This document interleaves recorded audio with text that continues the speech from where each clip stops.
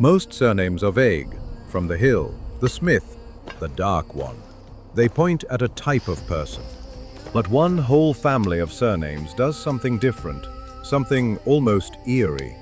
It points at one specific man. A patronymic surname, Johnson, MacDonald, O'Brien, Rodriguez is a fossil. Frozen inside, it is the name of one actual father, one real human being who lived, and whose name your family has been carrying. Unbroken for 800, 1,000, 1,200 years. For most people, that father was ordinary, a John, a Thomas, lost to history, but real. For some of you watching, he was a king, not kingly, not a nickname, an actual crowned ruler, a man who led armies, founded a dynasty, and in one case united an entire island before dying in the hour of his greatest victory. And here is the part that turns this from a story into evidence for these royal lines. We are no longer guessing. DNA has started to trace the bloodline of the fathers themselves, and it comes back written across the map exactly where the term. History says it should be. Number 1 is the name carried by more men who descend from a single high king than almost any surname in Europe, and there is genetic work that appears to back it up. Number 10. Johnson. Start with the most common patronymic in English, Johnson, son of John. Clean, transparent, and carried by millions. And that's exactly why it belongs at number 10. It's the honest baseline. There is no hidden king in Johnson. Somewhere back there was a man named John, the single most popular Christian name in medieval Europe. After John the Baptist and John the Evangelist and his son took the name, and it froze. Multiply that by every village in England that had a John with sons, and you get one of the commonest surnames in the world, held by people with no connection to each other at all, beyond a first name that was everywhere. That's the control for this list. Johnson proves the machine works on ordinary men. Now watch the same machine run on kings. The next name works identically, son of a father, except this father's name was one that Scottish and Irish kings fought and died. 4. Number 9. MacDonald. MacDonald, son of Donald. And this is where patronymic stops being humble, because Donald means world ruler, and the family that took it became the closest thing the Gaelic world had to kings without a crown, the Lords of the Isles. The MacDonalds descend from Somerled, the 12th century warlord who carved a sea kingdom out of the Western Isles of Scotland, a Norse Gaelic empire of longships and islands, and from his grandson Donald, who gave the clan its name. For centuries, the Lords of the Isles ruled the Hebrides and the west coast almost as independent princes, treating with the kings of Scotland as near equals. Clan Donald became the largest of all the Scottish clans. And here's the genetic thread. A well-known Oxford Y chromosome study led by Brian Sykes, published in 2005, argued that a large cluster of Clan Donald men share a paternal signature traceable to Somerled himself, and, strikingly, that it looked Norse, not Gaelic, fitting his Viking descent. That study is real and widely reported. It has also been criticized, and it concerns the descendants' shared signature rather than a tested body. Treat it as strong, discussed evidence, not a closed case. Asterisk. If your name is MacDonald, the Donald in it traces back to a sea king, and possibly to a single Viking-blooded man whose Y chromosome tens of thousands of his descendants may still carry. That was a lord. The next name is a name the Norman conquerors reserved, at its highest, for the sons of kings, including the king's sons who weren't supposed to exist. Number 8. FitzGerald/FitzRoy. Fitz, Norman French, from fi, son. It came over with the conquerors in 1066 and got attached to some of the mightiest families in Ireland and England. The FitzGeralds, the great Norman-Irish dynasty, Earls of Kildare and Desmond, who dominated Ireland for centuries. But Fitz has a secret, and the source names it. Over time, Fitz came to mark a specific kind of son, the illegitimate one, and most pointedly, the illegitimate son of a king. FitzRoy is FitzRoy, son of the king. It was the surname handed to royal bastards. The children a monarch fathered and acknowledged, but could not make legitimate heirs. Henry FitzRoy, Duke of Richmond, was the illegitimate son of King Henry VIII, a boy who, had things gone differently, might have been king himself. Documented, Henry FitzRoy is well recorded. So Fitz is a name that sits right on the edge of the throne. FitzGerald, a dynasty that ruled Ireland. FitzRoy, literally the king's son, worn by children with royal blood and no legal claim to it. If your name is FitzRoy, the Roy in it is Roy King. Your name says, out loud, that a king was your father. The next name drops the son of and does something bigger. It names not a father, but the founder of an entire royal clan. Number 7. O'Neill. Here the machinery changes gear. O doesn't mean son of, it means descendant of grandson, and beyond of a single great ancestor whose name the whole clan took.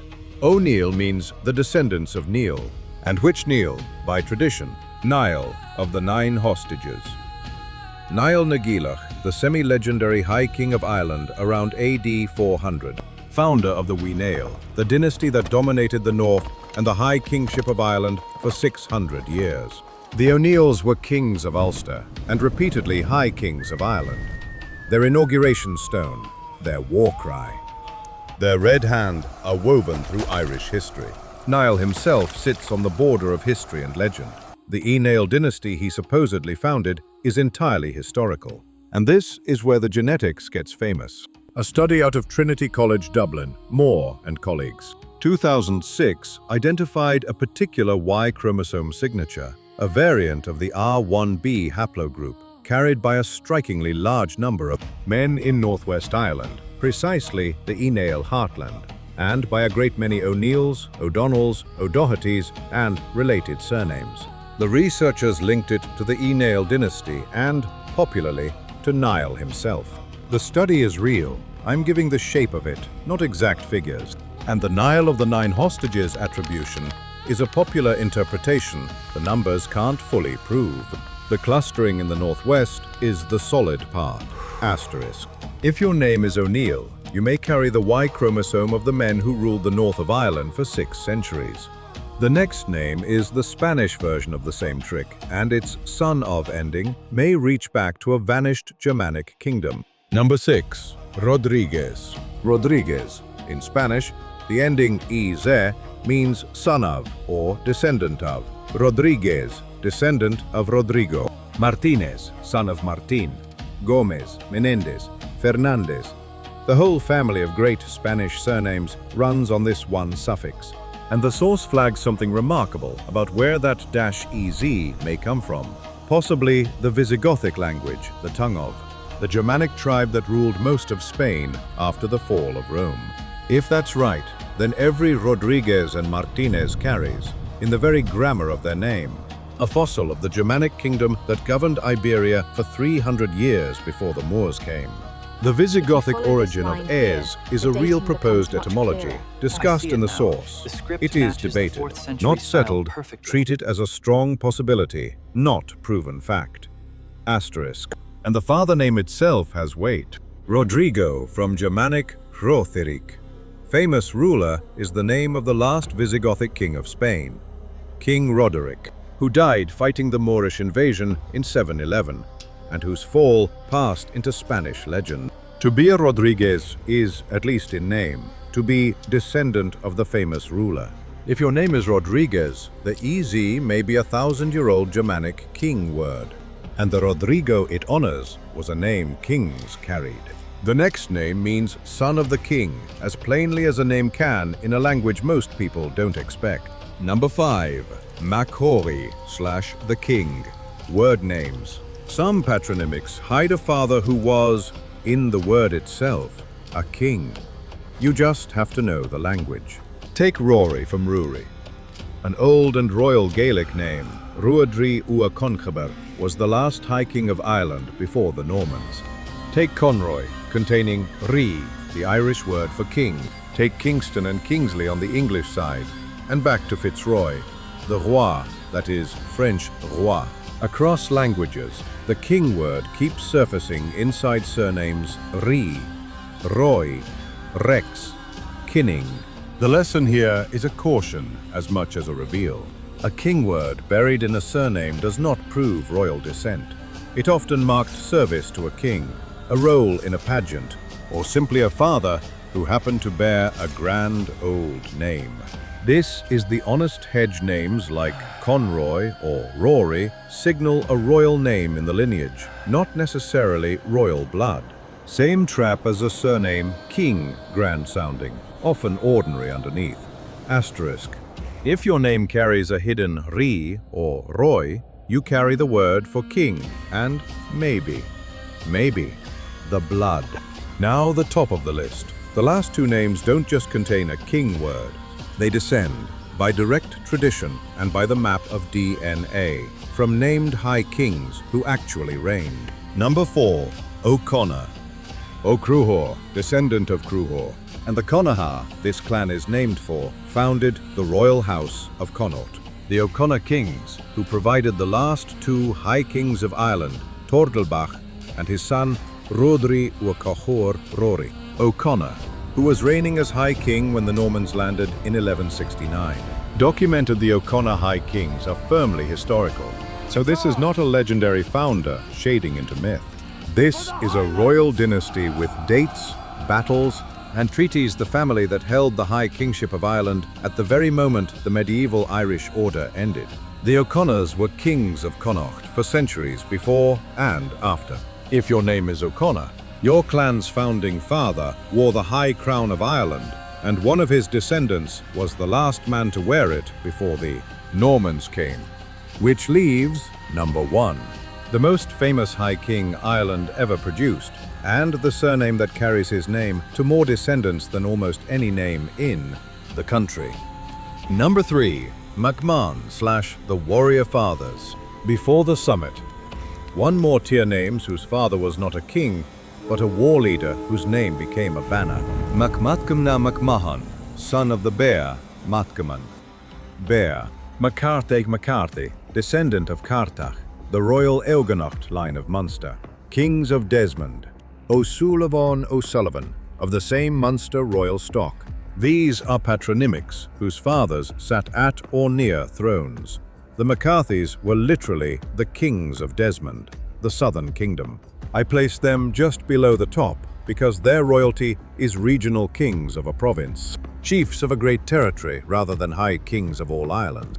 The difference between number 3 and number 1 is the difference between a king of the south and a king of the whole island. All documented McCarthy / Desmond and O'Sullivan royal lineages are historical. If your name is McCarthy or O'Sullivan, your father name is the name of the kings of Munster. And number 1 is the man who outranked all of them, the one who took the whole island, and the surname that still carries his blood by the tens of thousands. Number 2, O'Donnell, the kingmakers of the north. Almost the top O'Donnell descendant of Donal the O'Donnells, kings and lords of Tyrconnell, Donegal, one of the two great Ineal powers of the north alongside the O'Neills. Red Hugh O'Donnell led the last great Gaelic stand against England around 1600. And the O'Donnells carry that same northwest Y chromosome signature the Trinity study found, the R1b variant clustered in Donegal, and the northwest shared with the O'Neills and O'Dohertys. The genetic fingerprint of the Ineal Overkings, same 2006 study, same caveat. The northwest clustering is solid. The Niall himself label is popular interpretation. Two surnames, one royal bloodline, written into the DNA of the whole region. If your name is O'Donnell, you belong to the same royal northern blood as the O'Neills, kings and kingmakers of Gaelic Ireland to the very end. Which brings us finally to number 1, a different dynasty, a different corner of Ireland, and the single most famous High King the island ever produced. Number 1, O'Brien. O'Brien, descendant of Brian, and not just any Brian, Brian Boru. Brian Boruma, the High King who did what no one had managed before him. He broke the old rotation of the High Kingship among the Ineal and took the throne of Ireland by force and skill. uniting the island under one ruler around the year 1002. He was the great monster king, founder of the Dalgash power, the man the Irish remembered ever after as the High King who stood against the Norse of Dublin. And then the ending that made him immortal. At the Battle of Clontarf on Good Friday, 1014.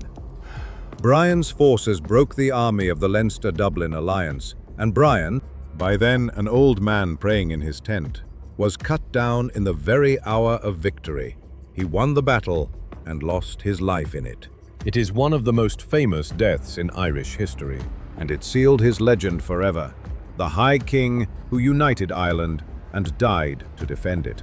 His descendants took his name, O'Brien, and carried it down through the kings of Thomond and the earls and barons of Inchiqueen, an unbroken royal line, into one of the most common and storied surnames in Ireland today. There is genetic work on the Dalcash/O'Brien lineage too, identifying shared R1BY chromosome signatures among O'Briens and related Dalcassian surnames. Consistent with descent from a common royal ancestor, the O'Brien/Dalcassian DNA clustering is real and studied, as with the E-nail. Descended from Brian himself is the popular reading of a signature that proves shared ancestry more than it proves the exact man. I'm giving the shape, not exact figures, asterisk. Sit with the full weight of it. Your surname is not kingly. It is not a nickname or a role in a pageant. It is the actual given name of the actual High King who actually united Ireland, frozen into your family for 1,000 years, and now, faintly, traceable in the blood. Of every patronymic on this list, this is the one where the father at the bottom of the name is the most famous king the island ever had. The father was Brian. Brian was High King of Ireland, and you carry his name. So, Johnson, the honest son of an ordinary John, MacDonald, son of a sea king, FitzRoy, son of a king, said out loud.